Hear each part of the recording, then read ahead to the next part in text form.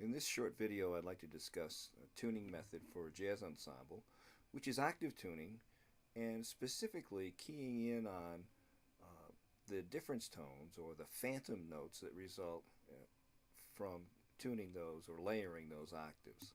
For best results, make sure you review the pad bass video that describes the sound that will best recreate these difference tones. When we layer octaves in the tuning process, the pad bass is the fundamental.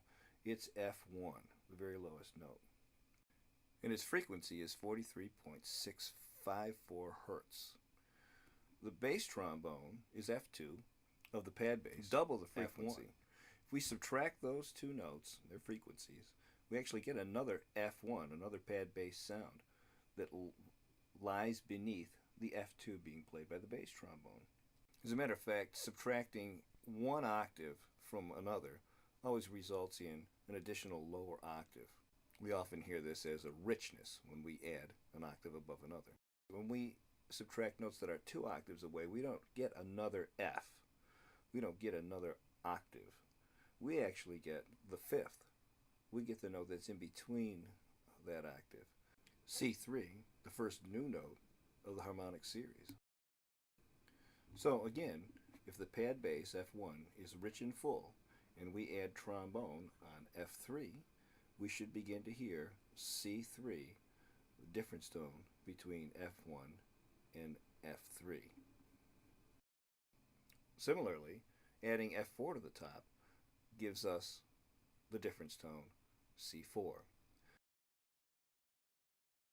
In addition, when you subtract C3 from F4, you get A3 at 218.415 hertz, slightly flatter than A3 220, which supports the idea that the third of any major chord needs to come down slightly to be in tune with the root in the 5th. Now, at this point, even though only Fs are being played and a strong pad bass exists, the student should be able to hear a major chord.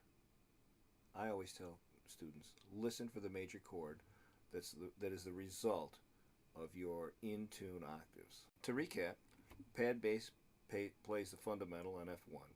F2 is bass trombone, bari sax. F3, trombones, tenor saxes.